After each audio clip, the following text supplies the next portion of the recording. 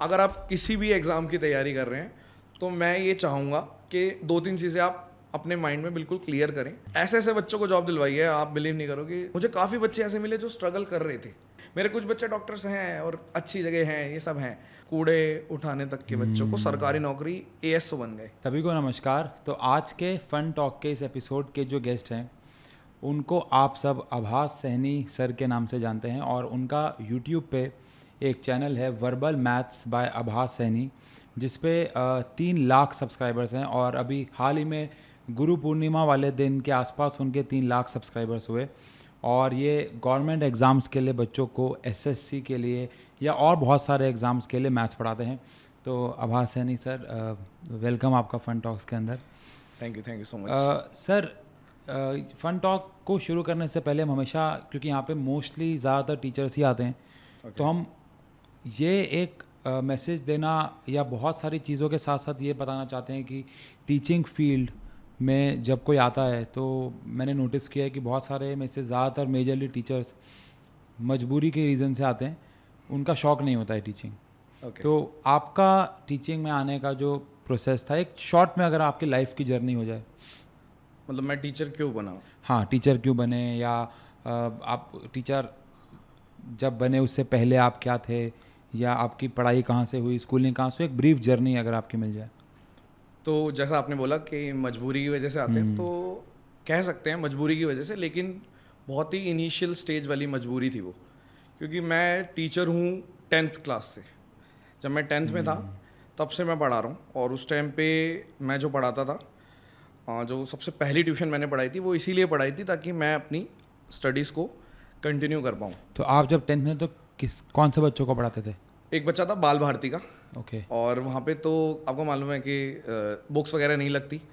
तो स्टार्टिंग में ऐसे ही, तो एग्जैक्टली क्लास याद नहीं है लेकिन उसकी बुक्स नहीं लगी थी, तो शीट्स वगैरह मिलती थी, उससे पढ़ाते थे और घर के पास ही रहते थे। और एक अपॉर्चुनिटी आई कि थोड़ी प्रॉब्लम भी चल रही थी फाइनेंशियली, तो मेरी मम्मी से किसी ने बोला कि आपका लड़का है और थोड़ा सही था, मैं पढ़ाई में नाम था थोड़ा बहुत कि अच्छा पढ़ते हैं, इनके बच्चे अच्छे पढ़ते हैं, ऐसे हो जाता है नॉर्मली। बिल्कुल। तो उन्होंने पूछा कि इसको पढ़ा देंगे, तो मेरी मम्मी ने कहा कि मैं पूछ के बताऊंगी। तो फिर जब उन्होंने बोला तो मैंने कहा ठीक है, मैं ट्राई करता हूँ।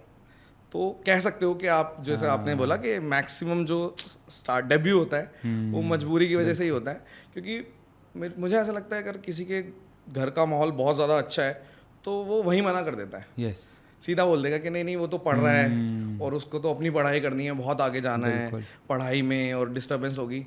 तो स्टार्टिंग में अगर शुरू करा तो उसकी वजह यही थी कि हाँ, इस तरीके से स्टार्ट किया। फिर उसके बाद जब मेरा 10th का रिज़ल्ट आ गया तो ठीक ठाक मार्क्स थे, तो उस वजह से थोड़ा फैल जाती है बातें। तो फैल गया। फिर मैं एक आध जगह वहाँ पे जॉब भी करता था। 10th के बाद जैसे छुट्टियाँ होती हैं तो छुट्टी के बाद जॉब कर लेते हैं। जैसे मतलब क्या जॉब? मतलब जैसे मैं जॉब करता था, ये शॉप्स होती हैं उस पे। अच्छा। हाँ, स्टार्टिंग मतलब ग्रॉसरी शॉप्स लाइक? नहीं, वो एक्चुअल में उनकी 2 शॉप थी, एक केमिस्ट की थी और एक कॉस्मेटिक्स की थी। तो उसमें जाना होता था स्टार्टिंग कुछ महीने की, जैसे जो ब्रेक मिलता है ना। तो हमारे यहाँ पे ऐसा एक ट्रेंड था कि जब छुट्टियाँ पड़ती हैं तो बच्चे अपनी अर्निंग के लिए और वहाँ पे करते हैं जॉब कि भाई 3 महीने की छुट्टियाँ हैं, 2-3 महीने के लिए काम 2-3 महीने के लिए काम कर लो। कोई इसमें वो दिक्कत वाली बात नहीं थी और हेजिटेशन वाली बात भी नहीं थी। तो मैं जब वहाँ पे करता था तो जिनके यहाँ काम करता था उनके बच्चे थे 6th में और एक लड़की थी 6th में। तो जब मैं पढ़ता था तो उनको बीच में ही थोड़ा समझ में आ गया था। जैसे कई बार वो वहीं पे पढ़ा रहे होते थे कि बच्चा होता है ना साथ में ले आए, तो देखते थे तो मैं थोड़ा बहुत गाइड कर देता था। तो फिर जब मार्क्स आए तो उन्होंने फिर वहीं पर, जहाँ पे मैं 800 रुपये पूरे महीने के लेता था, फिर मुझे वहीं पे उन्होंने बोला कि इसको होम ट्यूशन पढ़ा दो। तो फिर मैंने होम ट्यूशन पढ़ाई वहाँ पे और पूरे महीने के 3,500 मिले। तो फिर हमें लगा कि सही है, ये तो 11th क्लास में आप पहुँचे हो और अच्छा खासा एक स्टार्टअप मिल जाता है कि ठीक है अच्छे पैसे आ गए और अब कोई टेंशन वाली बात भी नहीं है, हम देख लेंगे अपने आप आगे क्या पढ़ना है क्या नहीं पढ़ना। तो फिर उसी के लिए में एक और फिर पता चला कोई लड़का आता है यहाँ पे पढ़ाने। तो एक और ट्यूशन मिल गया। इस तरीके से स्टार्ट हुआ था। बिल्कुल सर, मतलब एग्जैक्टली सेम लाइफ जर्नी हमारी भी रही। अच्छा, बिल्कुल सेम। और अभी मुझे पता लगा है कि हम लोग एक गली छोड़ के ही रहते हैं। रोहिणी में हम लोग बहुत आसपास रहते हैं। बहुत पास। हाँ। तो सर मैंने आपके भी कुछ वीडियोस देखी।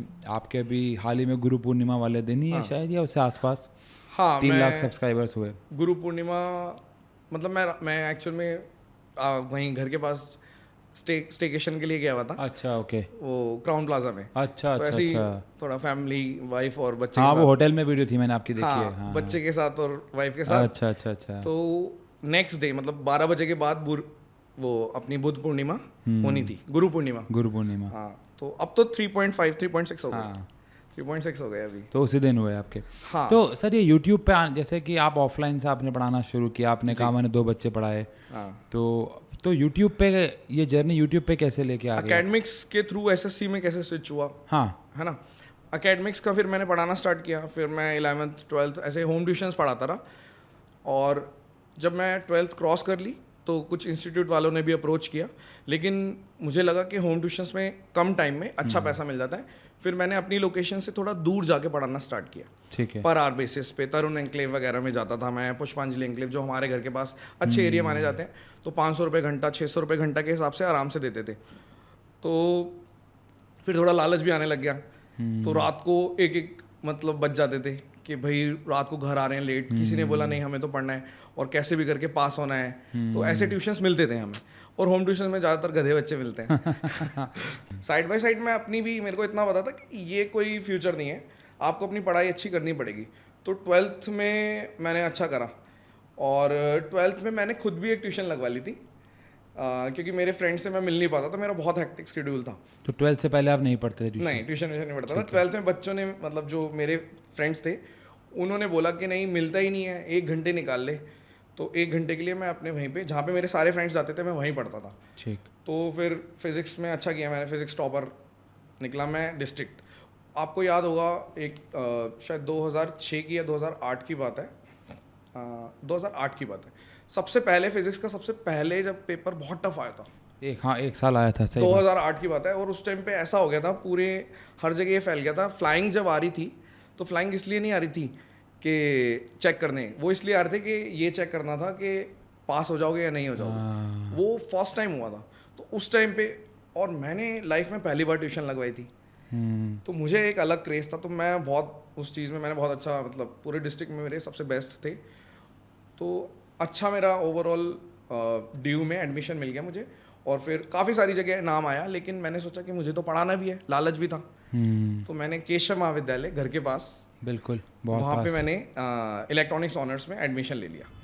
और जब इलेक्ट्रॉनिक्स ऑनर्स में एडमिशन लिया, उसके बाद तब भी हम पढ़ाते रहे साइड बाय साइड। और तब आप कौन से एज के बच्चों को पढ़ाना शुरू कर? फिर मैंने सिर्फ और सिर्फ 11th 12th के बच्चे लिए, क्योंकि छोटे बच्चों को पढ़ाना बहुत मुश्किल है, बहुत मुश्किल है। बहुत। और 6th 7th तो मैं पहले ही स्टार्ट कर दिया था जब मैंने काम करना शुरू किया था। तो इस हिसाब से फिर धीरे धीरे हम 11th 12th के बच्चे सिर्फ 11th 12th के बच्चे पढ़ाता था मैं। और फिर मास्टर्स, फिर हमने जब ग्रेजुएशन कंप्लीट करी, तो पता चला कि कुछ सॉल्व तो हुआ नहीं है, क्योंकि सिर्फ ग्रेजुएशन से जो जॉब लगेगी इंडिया के अंदर, वो किस टाइप की जॉब लगेगी? कॉल सेंटर में जॉब लगेगी, शायद उतना तो आप कमा ही रहे थे। हाँ, और बैकएंड अच्छा खासा कमा रहा था उस टाइम पे, और बैकएंड वाली जॉब लगेगी, ये सब लगेगी। तो हमारे एक सर थे, उनका बहुत बड़ा रोल रहा इस चीज़ में। उन्होंने मेरे से पूछा एक दिन, वो IPS ऑफिसर हैं इस टाइम पे, और उस टाइम पे पढ़ाते थे, आर्मी रिटायर्ड होके जैसे लेक्चरर आ जाते ना, काफ़ी कम एज में उन्होंने आर्मी ज्वाइन किया था। उनका नाम एग्जैक्टली मुझे याद नहीं है। तो उन्होंने मेरे से पूछा कि अब आप ग्रेजुएशन के बाद क्या करोगे? मैंने बोला जॉब करूँगा। तो उन्होंने मेरे से पूछा कौन सी जॉब? तो मेरे पास जवाब ही नहीं था। तो फिर मुझे लगा यार ये तो सही बोल रहे हैं। फिर मैंने उनसे पूछा सर आप बताओ। और फिर उन्होंने मुझे बताया कि MCA का एंट्रेंस होता है, उसके लिए प्रिपेयर करो, JNU में 30 सीट्स होती है, और मुझे मालूम है कि आप कर लोगे। तो उन्होंने थोड़ा इस तरीके से बोला, तो मैंने कहा यार बढ़िया है। तो मैं उसी दिन जाके बुक्स वगैरह लेकर आया, और पहले ये कल्चर तो था नहीं इतना इंस्टीट्यूट का, और इस टाइप के होते भी नहीं है, अभी भी नहीं होते शायद, कि एंट्रेंस वाले एंट्रेंस के तो नहीं। हाँ, मतलब ग्रेजुएशन के बाद। तो फिर मैंने प्रिपेयर किया, और जब प्रिपेयर करना स्टार्ट किया तो पता चला कि सिर्फ JNU में नहीं होता, मास्टर्स ड्यू भी कराता है काफ़ी सारी स्ट्रीम में, इलेक्ट्रॉनिक्स ऑनर्स, और जो जिसमें मैंने IT में किया, फिजिक्स ऑनर्स, तो मैंने सारे फॉर्म भर दिए और 4 जगह मैंने पेपर दिया। सिर्फ JNU में नहीं हुआ, बाकी 3 जगह हो गया। JNU में दिल्ली का एक भी बच्चा नहीं हुआ था। मैक्सिमम बिहार से 26 सीट्स बिहार से चली गई थी, एक शायद चंडीगढ़ से, मतलब एग्जैक्टली याद नहीं बट ऐसा था। तो फिर हमें पता चला, अब फिर से कन्फ्यूज़न, 3 जगह नाम आ गया। 3 जगह नाम आया तो फिर हमने अपने लेक्चरर्स के पास अप्रोच किया कि कहाँ। तो मेरी एक मैम है, नेहा मैम करके, उन्होंने मेरे को बोला कि सोचना ही नहीं है, आप IIC में जाओ, IT डिपार्टमेंट में, और सीधा बाहर जाओगे। और ये नहीं सोचा कि मैं तो बाहर जा ही नहीं सकता, मतलब अब घर के अगर आप बड़े हो तो आप जो भी करना है यही करना है। तो फिर इस हिसाब से फिर मैंने ले लिया IIC में एडमिशन, मास्टर्स करी। और उस टाइम पे भी मेरा इंस्टीट्यूट था, फिर मैंने अपना इंस्टीट्यूट खोल दिया था और टीचर्स वगैरह रखे, हाँ खुद भी पढ़ाता था, और रोहिणी में ही एकेडमिक्स की। लेकिन फिर जैसे ही एंड होने लग गया, फिर जॉब वगैरह पकड़ी। जॉब करने के बाद समझ में आया कि नहीं बनेगी बात। और जो इन बिटवीन एक अलग से स्टोरी है कि मैं कमिटेड था ग्रेजुएशन से ही, तो मैं, मेरी जो अब वाइफ है जो, उसी के साथ कमिटेड था। तो जब मैं साइड बाय साइड ये भी चल रहा है, क्योंकि आपको मालूम है कि मेंटल सपोर्ट बहुत ज़रूरी है, तो वो साइड बाय साइड ये चल रहा था। तो फिर हमने ये डिसाइड किया कि मेरी वाइफ, हाँ, वो ग्रेजुएशन के बाद वो नहीं पढ़ेगी आगे, वो गवर्नमेंट जॉब में जाएगी, कि एक स्टेबिलिटी होनी चाहिए और एक बंदा रिस्क लेगा। ठीक है कि भाई प्राइवेट में जाना है, ये सब हमने पहले डिसाइड करा। सोचो इतनी कम एज में हम इतने मैच्योर थे, और सोच रखा था कि भाई करनी ही है शादी, और ज़्यादा प्लान नहीं करते थे, लेकिन इतना ज़रूर था, कुछ और सोचते ही नहीं थे। तो फिर उस हिसाब से फिर मैंने जॉब करी। फिर मुझे समझ में आ गया कि मैं ज़्यादा नहीं कर पाऊँगा, पॉलिटिक्स रहती है हर जगह। फिर मैंने स्टार्ट किया प्रिपरेशन। तो मैंने बैंकिंग की प्रिपरेशन, मेरी वाइफ जो है वो बैंक में 2013 में ही लग गई थी, स्केल 3 ऑफिसर है इस टाइम पे। ओके। हाँ, तो फिर हमने बोला कि नहीं यार, ये तो ठीक नहीं है, और ज़्यादा सिरदर्दी वाला काम नहीं करना, नॉर्मल लाइफ जीनी है और खुश रहना है, अपने साथ टाइम स्पेंड करना है, तो उसमें हो। तो मैंने सबसे पहले RBI ग्रेड B, SBI, ये सब एग्ज़ाम टारगेट करके इनको निकाला। लेकिन फिर समझ में आया कि डेस्टिनेशन ये नहीं है। बच्चे आगे चल के क्या करते हैं, उसमें एंटर करने के बाद भी SSC में जा रहे हैं, 10% स्टे करते हैं, 90% के माइंड में ये रहता है कि मुझे सेंट्रल गवर्नमेंट में जाना है। तो फिर जाके मैंने फिर टीचिंग में स्टार्ट किया। और जब टीचिंग में स्टार्ट किया तो सबसे पहले जो मेरे साथ जो लोग थे, सर्कल था, सबको ये लग रहा था कि भाई बैंकिंग पढ़ाएगा। लेकिन मैंने थोड़ा ब्रेक लिया और सब कुछ प्रिपेयर किया। और वो ब्रेक कितने टाइम का था? ज़्यादा टाइम का नहीं था, 6 महीने के आसपास ब्रेक लिया, जिसके अंदर मैंने एडवांस मैथ्स, क्योंकि बैंकिंग में क्या रहता है, अरिथमेटिक का रहता है, और मुझे नाम कमाना था। मेरे को पता था कि मेरी स्ट्रॉन्ग चीज़ अरिथमेटिक ऑलरेडी है, तो अगर मैं एंट्री करूँगा तो मेरे को एक एडवांटेज उसमें रहेगी। लेकिन जिस चीज़ में हम जा रहे हैं वहाँ पे 50% अरिथमेटिक है, 50% एडवांस है, और एडवांस हमने स्कूल में पढ़ी, उसके बाद पढ़ी नहीं। तो मैंने एडवांस प्रिपेयर किया अपने लेवल से, मतलब हर अलग तरीके से। खुद से कैसे? खुद से मतलब जैसे हमने सबसे पहले प्रीवियस ईयर निकाले कि होता क्या है एडवांस में, क्या क्या चीज़ें होती हैं, पहले उसको फिर सेग्रीगेट किया कि ये सारे टॉपिक ऐसे होते हैं। और कभी किसी की कोई, मेरे पास आज तक कोई बुक नहीं है, कोई विश्वास भी नहीं करता, मुझे ये तक नहीं पता था, अभी मेरे को रिसेंटली पता चला था कि बुक्स जो हमारी फील्ड में आती है, जब मेरी बुक आई तो वो हिंदी की अलग आती है, इंग्लिश की अलग आती है। अच्छा, आपकी खुद की बुक आ चुकी है? हाँ, मेरी 3 बुक्स आ चुकी हैं। बहुत बढ़िया। तो उस बुक में क्या था कि हमने पहली बुक जब निकाली तो बायलिंगुअल थी, तो जब दूसरी बुक निकाली वो थोड़ी थिक, मतलब ज़्यादा क्वेश्चन थे, तो मुझे लगा कि हमेशा बायलिंगुअल आती है, क्योंकि मैंने किसी की बुक देखी नहीं SSC स्ट्रीम में। वो वाली बुक्स तो देखी जो अपन पढ़ते थे, स्कूल में पढ़ते थे और ग्रेजुएशन में पढ़ते थे, HC वर्मा वगैरह, ये सब RD शर्मा, ये सब चीज़ें हमें पता थी। तो वो तो सिंगल वो होती है, तो मेरे को लगता था ये वाली बुक्स, क्योंकि हम जब एकेडमिक्स से कॉम्पिटिटिव में आए तो मैक्सिमम बच्चे हिंदी भाषी वाले हैं, और SSC में खास तौर पे। बैंकिंग में ऐसा नहीं है। बैंकिंग क्या रेशो है आपके यहाँ, मतलब जैसे आप पढ़ा रहे हैं बच्चों को, तो आपको क्या लगता है कि हिंदी मीडियम वालों के परसेंटेज ज़्यादा है? हिंदी वाले काफ़ी ज़्यादा है, बट अभी वेस्ट बंगाल में कुछ क्राइसिस चल रहा है जॉब्स को लेकर, तो वेस्ट बंगाल से काफ़ी सारे बच्चे आने लग गए हैं प्रिपरेशन में, और लेकिन स्टिल वो हिंदी अच्छे से समझते हैं। हाँ। और साउथ के भी मेरे पास हर जगह से हैं, क्योंकि मेरी थोड़ी लैंग्वेज स्ट्रेट फॉरवर्ड है, तो एक सीधी सी भाषा मैं बोलता हूँ जिसमें कोई एक्सेंट नहीं आता, ना बिहार से आता, तो ना यूपी से आपने पढ़ाई इंग्लिश मीडियम में की थी? हाँ, तो हिंदी मीडियम को पढ़ाने में मुश्किल हुई आपको? बहुत मुश्किल, बहुत अभी भी होती है। कुछ चीज़ों में अभी भी होती है, जैसे अगर कॉम्पोनेंटो डिविडेंडो जो चीज़ होती है, अब मुझे हिंदी में नहीं पता वो रूपांतर है कुछ है ऐसे करके, तो हम लेकिन इतना हम रहते हैं, जो मेन चीज़ें होती हैं वो सारी चीज़ें हिंदी में पता चल गई है कि भाई रेखा है, ये है, कोण है। पर इनिशियली तो मुश्किल हुआ होगा। बहुत मुश्किल, मैं हिंदी में क्वेश्चन भी नहीं रखता था। हाँ, पर अभी देखा मैंने आपकी वीडियोस देखी हैं जहाँ पे आप ऊपर इंग्लिश में क्वेश्चन लिख रहे हैं, नीचे हिंदी में। हाँ, अब लिख रहे हैं, लेकिन पढ़ता मैं अभी भी हिंदी में नहीं हूँ। कंफर्ट जोन नहीं है हिंदी में पढ़ने का।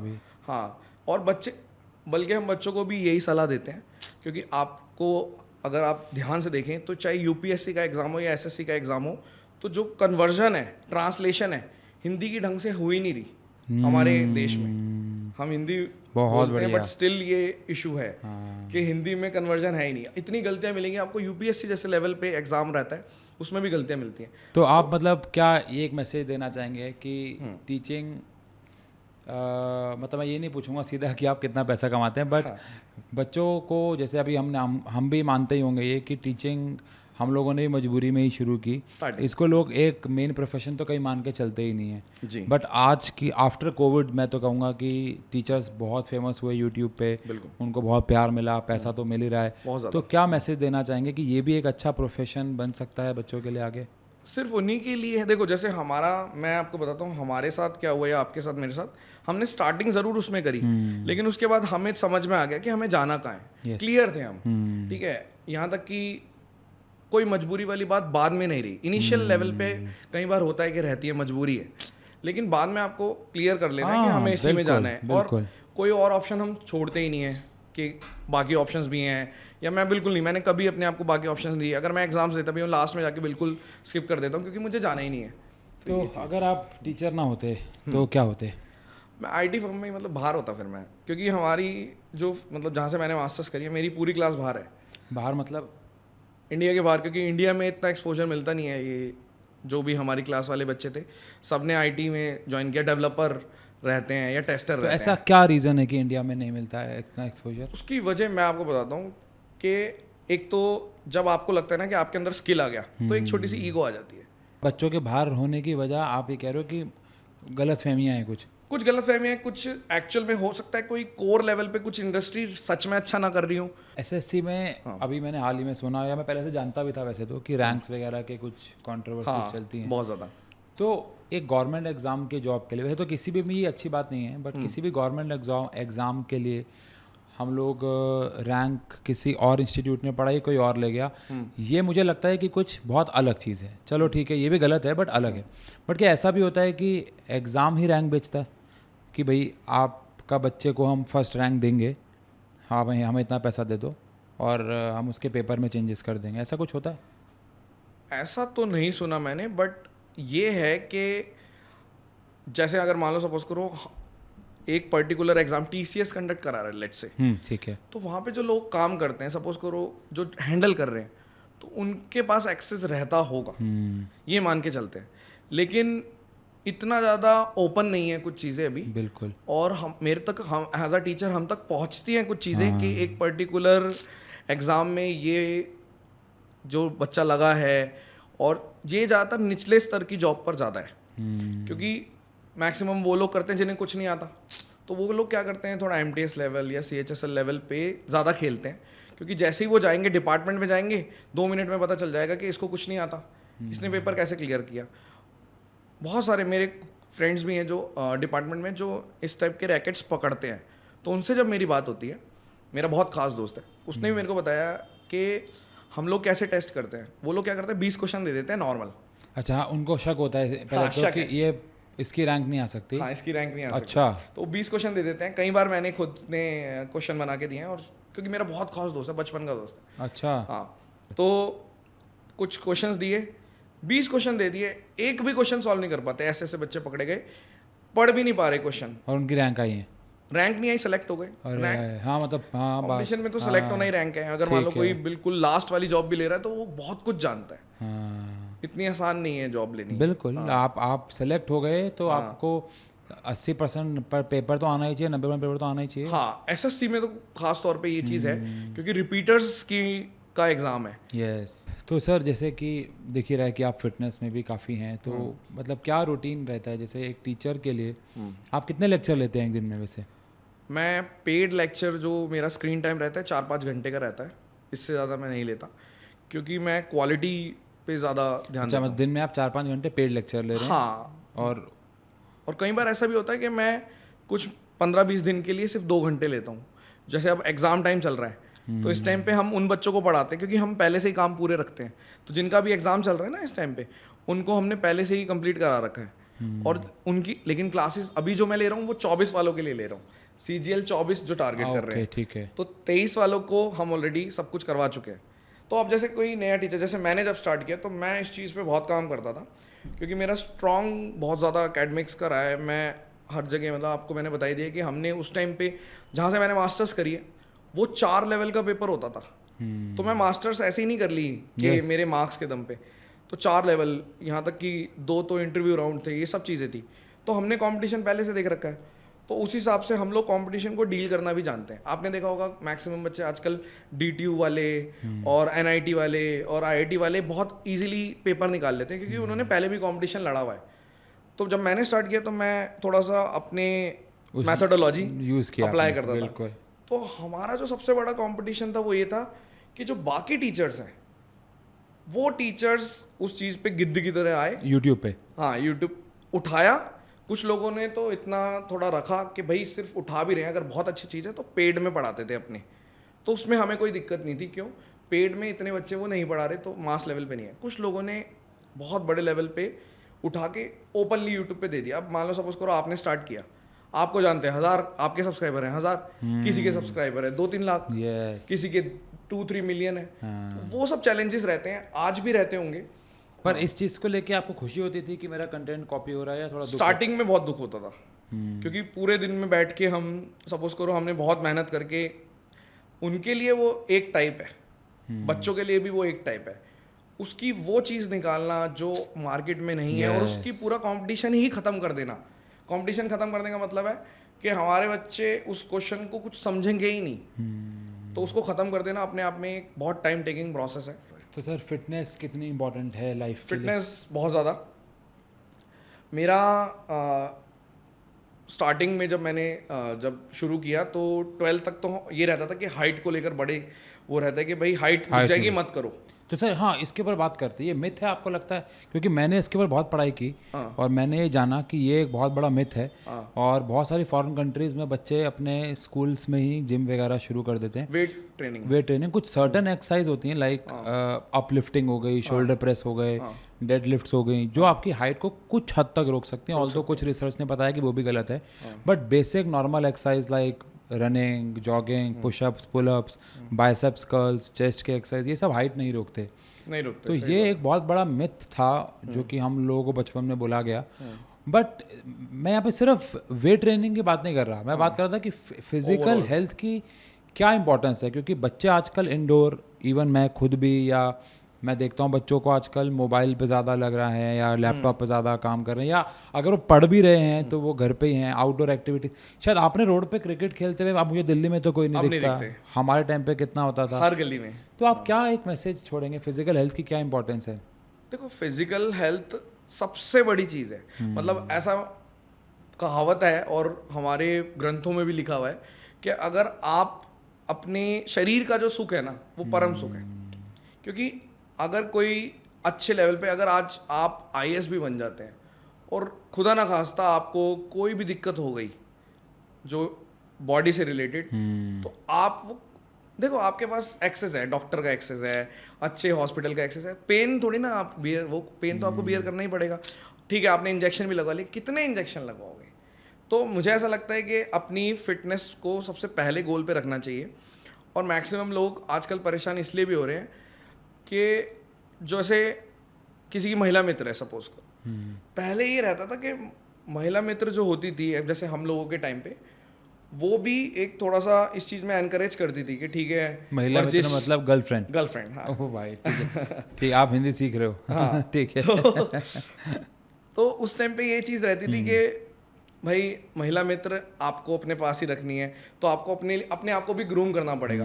आजकल इस चीज़ पे लोग ध्यान ही नहीं देते। पहले एक मोटिवेशन वाली चीज़ होती थी लोगों के लिए Yes, कि नहीं यार मेरे को बिल्कुल। अपने आप को मेंटेन रखना है और ऐसा है वैसा है। आजकल क्या हो गया है कि फर्स्ट स्टेप पे 4 से 5 दिन बाद ही, इसमें ट्रेनर की गलती नहीं है, आप ट्रेनर को जाके पोक करे जा रहे हो हाँ, कि रिजल्ट नहीं आ रहा हाँ, और रिजल्ट। ट्रेनर मतलब पर्सनल ट्रेनर की बात नहीं कर रहा।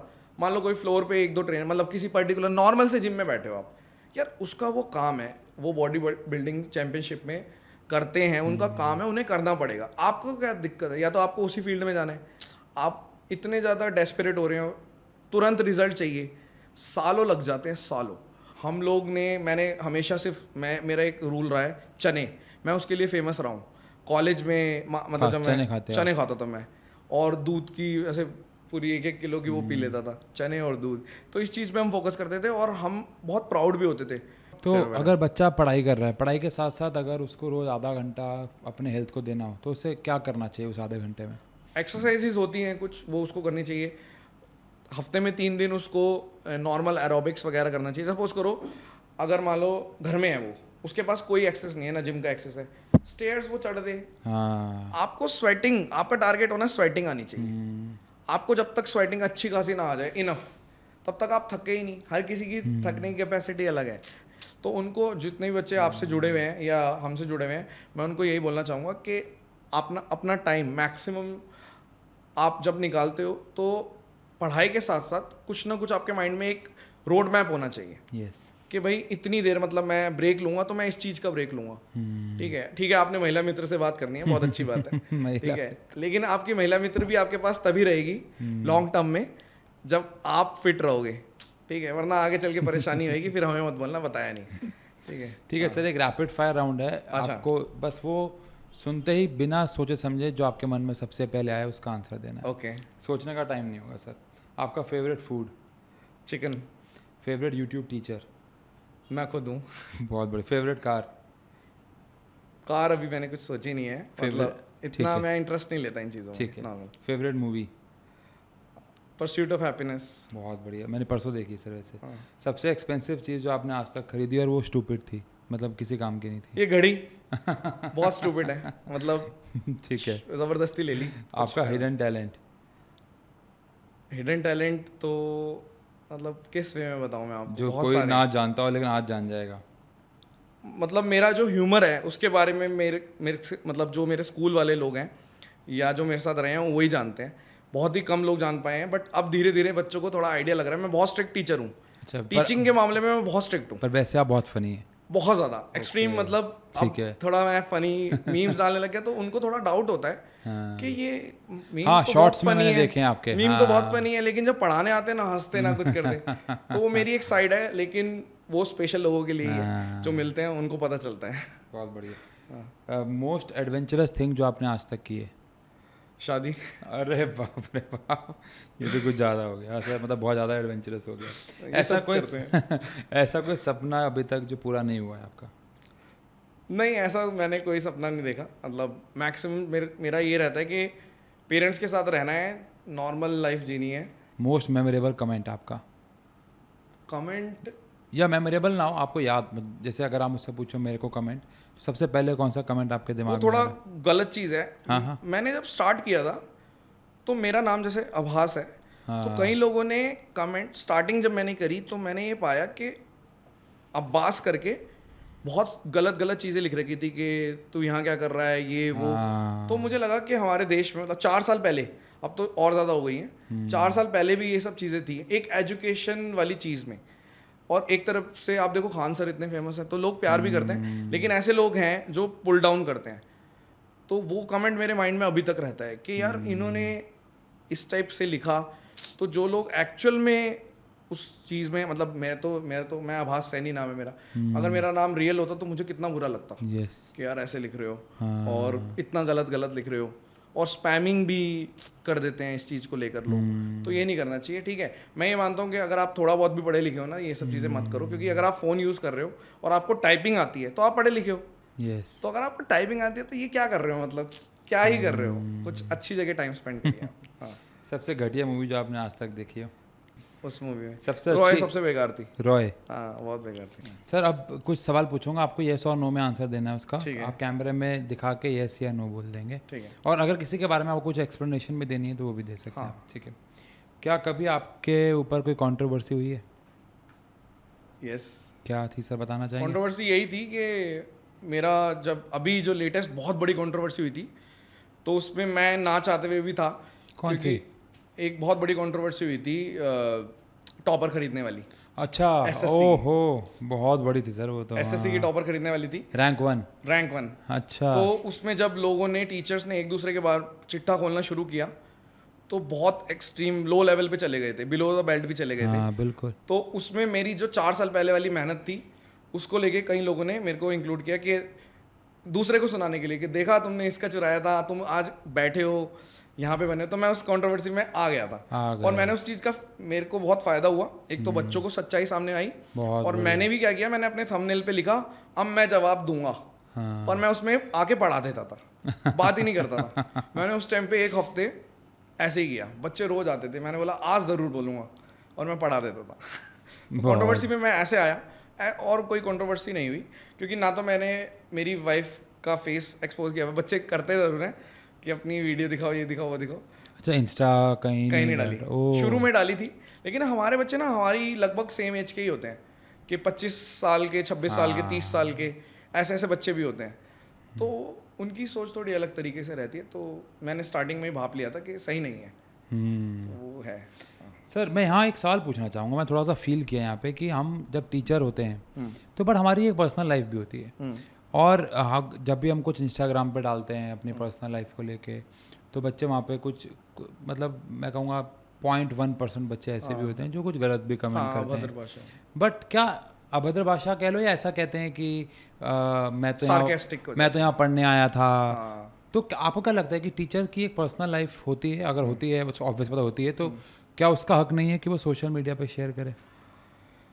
अब देखो, सपोज करो हम अगर सिर्फ ऑफलाइन में होते तो हमारी एक छोटी सी दुनिया होती है। Yes sir. ठीक है। अब अगर आपने ऑनलाइन स्टार्ट किया, मैंने ऑनलाइन स्टार्ट किया, तो हमसे जो लोग जुड़े हैं, बच्चों के अलावा भी बहुत सारे लोग जुड़े हुए हैं। और कुछ लोग ऐसे भी जुड़े हुए हैं जिनको बिल्कुल ही नहीं भाप पाते आप। बहुत बढ़िया। ये लोग ऐसे ही करते हैं। बच्चे के ना, मतलब आईडी बच्चे की रहेगी, सब कुछ रहेगी, वो अपनी बातें लिखते हैं, फ्रस्ट्रेटेड है।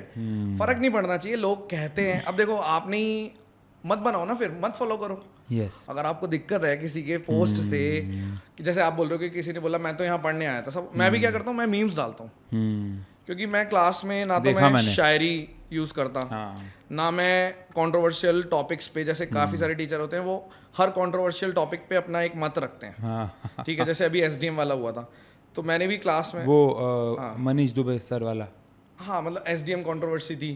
तो उस चीज़ में अब जैसे मैं अगर अपनी पेड क्लासेस ले रहा हूँ तो हम लोग मजाक कर लेते हैं, ठीक है। लेकिन यूट्यूब पे आते हैं तो हम अवॉइड ही करते हैं। मैं अवॉइड करता हूँ। मुझे पता है कि ये वीडियो बहुत ज़्यादा टॉप पे चली जाएगी, लेकिन मैं जान के नहीं करता, क्योंकि मुझे पता है उससे जो मेरे पास ऑडियंस आएगी ना, वो मेरे पढ़ाने की वजह से बिल्कुल नहीं आई।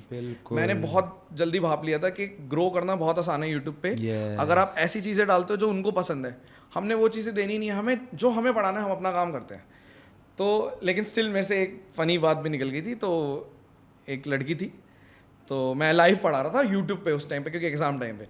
तो मैंने बोल दिया था कि, मतलब उसने मेरे से पूछा कि सर ऐसे ऐसे बात है, ये है। तो मैंने उसको बोला कि आपको, उसने मतलब मेरी तारीफ कर दी थी कि सर बड़े हॉट लग रहे हो, फलान ढिकान, ये सब रहता है। ये कमेंट पे लड़की का नाम अमृता आया गया। हाँ, मैंने आज ही देखी है सर वीडियो। हाँ, तो अमृता नाम की लड़की थी, तो उसने लिख दिया। तो मैंने, अब मेरे दिमाग में कंट्रोवर्सी घूम रही है, इम्प्रॉम्प्टू लाइव सेशन है। तो मैंने उसको बोला, मैंने कहा अमृता आप अपनी पढ़ाई पे ध्यान दीजिए और कम से कम आपको SDM बनना है। तो इस टाइप की चीजें हम, अब ये लाइव था, इम्प्रॉम्प्टू निकल गया। लेकिन अगर इंटेंशनली हम इंक्लूड करते हैं काफी सारे लोग, तो बहुत बेनिफिट में जाते हैं टीचर्स। ये सब चीजें रहती हैं। ठीक है सर, क्या कभी आपने किसी स्टूडेंट को झूठ बोला है? हाँ, बहुत बोला है। उनकी भलाई के लिए? अपनी भलाई के लिए। जैसे मेरी शादी होने वाली थी। अच्छा। तो मैंने बच्चों को बताया नहीं था। अच्छा। नवंबर में मेरी शादी बुक हो गई थी कि जनवरी में शादी है। ऑफलाइन बैचेस चलते थे। ऑफलाइन वाले जितने भी मेरे स्टूडेंट हैं, आप कभी मिलोगे आपको लगेगा भाई हैं, वो भाई बोलते हैं, वो सीधा भाई हैं। गर्ल्स भी बिल्कुल बहुत ज़्यादा, मतलब हमारा ये था कि क्लास 4 घंटे की तो 2 बार चाय पीने चले गए, उनके ठीक है, साथ सब सेलेक्टेड हैं, ऑलमोस्ट सारे सेलेक्टेड हैं, कुछ होंगे जो बिजनेस संभाल रहे होंगे, ठीक है, तो ऐसे भी होते हैं। और इस टाइप के बैचेस भी रहते थे। मैं सिर्फ वीकेंड बैचेस भी लेता था जिसमें सब इंस्पेक्टर्स और एमटीएस वाले टीए ये सब आते थे, तो ये सब बच्चे रहते थे। तो अब उनको हम बताएंगे तो मानेंगे तो है नहीं, और लड़की वालों को भी देखना पड़ता है सब कुछ। तो मैंने उनको ना थोड़ा आइडिया लग गया था। मैं टीका वीका लगा के गया, सर कहाँ से आ रहा हो, रोका वोका हो गया था। तो मैं बड़ा हैरान, और रोके से ही गया हूँ मैं अपने। तो मैंने कहा नहीं, मैंने कहा अभी शादी होगी तो आप लोगों को बताएंगे। तो उस टाइम पे मैंने बहुत झूठ बोला। क्या कभी कोई कमेंट डिलीट किया आपने यूट्यूब से? बहुत कमेंट डिलीट मैं करता किस प्रकार के थे? सपोज करो मैं आया हूँ बहुत इंपॉर्टेंट बात बताने, कमेंट्स में भर गया सर वाह सर बाइसेप्स ये वो फलान टिकान, मैं डिलीट मार देता हूँ। क्योंकि शुरुआत में जो पहले 10 कमेंट होते हैं ना, उस आप कभी भी नोट करना, शुरू के 10 कमेंट जिस टॉपिक पे है ना, उसी टॉपिक पे आपके पास 2000 कमेंट आएंगे।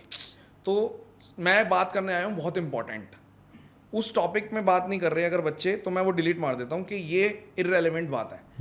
ऑल दो मेरी तारीफ है या कुछ भी है या कुछ भी, तो मैं हटा देता हूँ, क्योंकि मुझे पता है कि मैं थोड़ा सा ड्राइव कर देता हूँ कि भाई टॉपिक पे स्टिक रहिए आप। तो मैं डिलीट करता हूँ कमेंट, और कोई बहुत ज़्यादा बदतमीजी करता है तो भी कर देते हैं, ये रहता है हमारे साथ, नेचुरल है। आपका तो कंटेंट कॉपी हुआ ही, बट क्या कभी आपने किसी का कंटेंट कॉपी किया? अगर मैथ्स से रिलेटेड बोलें तो मेरे को मालूम भी नहीं है कि लोग किस हिसाब से पढ़ाते हैं, क्या करते हैं, कभी नहीं। मैथ्स से रिलेटेड जिंदगी कोई में इंस्पिरेशन लियो किसी से? मैथ्स से रिलेटेड कभी भी नहीं। हाँ, स्कूलों में सर कभी यूट्यूब पे, अच्छा वैसे आपको ऑनलाइन ज़्यादा पसंद आया ऑफलाइन? ऑफलाइन, मेरा जो एक इंक्लिनेशन कह लो ऑफ इंटरेस्ट वो ऑफलाइन है। ऑफलाइन में बच्चे बहुत ज़्यादा रिस्पेक्ट वाली बात है, पेरेंट्स भी बहुत ज़्यादा समझते हैं चीज़ों को। ऑनलाइन में हमें तो मिल जाते हैं बच्चे ऐसे जो बाद में जब मिलने आते हैं, जैसे अब टॉपर्स वगैरह को हम लोग बुलाते हैं अपने पास, पिछले कुछ टाइम से बुला रहे हैं, क्योंकि टॉपर्स वरना खरीदे जा सकते हैं, तो हम अपने पास बुला लेते हैं काफ़ी सारे बच्चे। लेकिन अभी भी काफ़ी सारे हमारे टॉपर चले भी जाते हैं, लेकिन वो सच भी बोल देते हैं कि सर वहाँ पे ऐसे ऐसे ऑफर है तो चले जाओ। मैंने कहा हाँ चले जाओ। अच्छा, आप किसी की परवरिश चेंज नहीं कर सकते। सपोज करो पेरेंट्स ने उनको बोला कि हाँ बेटे वहाँ जा, आप पेरेंट्स से ऊपर कभी भी नहीं उठ सकते। क्या ये बहुत पुरानी बात हो गई कि गुरु से ऊपर कोई नहीं है, ऐसा है ही नहीं। ठीक है सर, तो अब हम लास्ट में बस कुछ 2 सवाल पूछेंगे कि पहला तो कि आपके फ्यूचर प्लान्स क्या है, मतलब आप फ्यूचर में अपने आप को कहाँ देख रहे हैं, यूट्यूब वाइज, फैमिली वाइज, या कुछ भी, जैसे हर कोई सोचता है घर बैठ के यूट्यूब तो मैं मानता हूँ कि यूट्यूब तो सिर्फ एक प्लेटफॉर्म है जिसमें हम एडवर्टाइज करते हैं, ठीक है। काफ़ी सारे लोग अच्छा भी कर रहे हैं, मतलब अच्छे, मैं लॉयल्टी के साथ पढ़ाता हूँ यूट्यूब पे, लेकिन वो जनता कभी बिलीव नहीं करेगी। आप यूट्यूब पे आप अपना पेट भी पढ़ा दो पूरा, बच्चे कभी नहीं मानेंगे कि आपने पेट पढ़ाया, उनको लगेगा कुछ ना कुछ इन्होंने पेट में छुपा रखा है। तो हम तो पढ़ाते ही नहीं, मैं नहीं पढ़ाता, मैंने करा ही नहीं आज तक। क्लियरली बोलते हैं हम बच्चों को, बोलते हैं ठीक है हम अच्छे अच्छे क्वेश्चंस, जो लेटेस्ट क्वेश्चन है मैं वो करा रहा हूँ, मैं उसमें आपकी हेल्प कर रहा हूँ। मैं बहुत सारी चीज़ें नहीं बताता, ये बात सच है और बच्चे जानते हैं ये बात कि हाँ ठीक है, और रियलिटी है। उसकी वजह बच्चे खुद हैं। बच्चे खुद इसलिए हैं क्योंकि बच्चों को विश्वास नहीं है, ट्रस्ट नहीं है। अब एक बात बताओ, आप सपोज करो आपको कोई महिला मित्र पसंद आई, तो आपने बोला कि ठीक है, बहुत आसानी से आपकी बातचीत हो गई, तो आजकल वो माहौल है, आपको डाउट होगा, आपको लगेगा यार इतनी आसानी से, मतलब मैं कोई सुपरमैन तो हूँ नहीं। तो वही बच्चों के साथ है, बच्चों की गलती नहीं है, बच्चे डाउट करते हैं। तो यूट्यूब को तो मैं ऐसा एडवर्टाइजमेंट का मानता हूँ कि एक एडवर्टाइजमेंट का है, और ये अपने आप ही ग्रो होता रहेगा। और मेरा ये इतनी स्पीड से ग्रो हो रहा है, उसकी बच्चों को टेंशन भी हो रही है, क्योंकि सिर्फ वो लोग जानते हैं जो सच में सीरियस है। तो सपोज करो कंपटीशन कहाँ जाएगा, तो अभी मुझे ऐसा लगता है कि शायद इस साल के एंड तक मिलियन हो जाना चाहिए इस स्पीड से अगर जाएंगे तो। बट मैं इस चीज़ को इतना ज़्यादा वो नहीं मानता, बट खुशी तो होती है, बहुत होती है, खुशी तो बहुत होती है, ऐसे नहीं है कि खुशी नहीं होती, खुशी बहुत होती है। उसके अलावा जो मेरा आगे का फ्यूचर प्लान है वो कुछ भी अलग नहीं है, मैं इसी चीज़ में आगे बढ़ना चाहता हूँ। और जैसे अभी हम एसएससी को करा रहे हैं, हम धीरे धीरे मैं ये चाहता हूँ कि जैसे एसएससी में मेरा जब इस अच्छे लेवल पे नाम पहुँच गया है, तो मैं बाकी जैसे हम मेरे मॉक टेस्ट आने वाले हैं, मॉक टेस्ट की सीरीज़ अच्छे लेवल पे हम हर एक एग्ज़ाम को करेंगे, बुक्स में हम हर चीज़ करेंगे। तो मैं इन तीनों चीज़ों को मास लेवल पे हम K-12 में भी आएंगे। तो उस चीज़ आपकी जो बुक्स होती हैं वो आप कहाँ अमेज़ॉन पे बेचते हैं, कैसे क्या करते हैं? हमारी टीम ने जो बुक्स का करा है ना, वो अपने लेवल पे करा है। और जो एक कंप्यूटर की निकाली, 2 मैथ्स की निकाली, मैथ्स रीजनिंग के सेट्स निकाले, वो तो इन्होंने खुद से बेची, खुद से भेजी, ठीक समझ गया, अपने लेवल पे ऑर्डर लेके खुद ही बेची और ऑफलाइन भी पहुंचा दी। और सिर्फ कंप्यूटर की ऐसी करी इन्होंने कि पूरे ऑल ओवर पैन इंडिया पे पहुंचा दी, जहाँ जहाँ पे मेन स्पॉट होते हैं जो, तो इस लेवल पे चल रहा है। लेकिन हमने अमेजोन और फ्लिपकार्ट पे नहीं करी लिस्ट, ये लगा लो कि थोड़ा टेस्टिंग के पर्पज से, क्योंकि बहुत ज़्यादा टाइम नहीं हुआ। फेब में आई थी पहली बुक और पहले दिन ही स्टॉक आउट हो गई थी ये वाली। हाँ, मतलब ऐसा होता ही है, थोड़ा सा ये कह लो कि सेलिब्रिटी टाइप हो जाते हैं यूट्यूब पे मैक्सिमम लोग, तो बच्चे करते हैं, इतना ट्रस्ट करते हैं। आप अगर छोटा सा एक प्रोडक्ट लाओगे, बुक लाओगे 300-400 रुपये की, तो वो लेंगे, वो लेते हैं वो, तो वो सब चीज़ें रहती हैं। लेकिन बुक्स का वर्टिकल भी बहुत अच्छा है। अगर मैं तो ये मानता हूँ कि म्यूचुअल ग्रोथ होनी चाहिए। हम तो सीधा बोलते हैं बच्चों को कि आप अपने सिलेक्शन के बारे में सोच रहे हो, आपका सिलेक्शन हो गया ठीक है, हमें भी तो देखना है।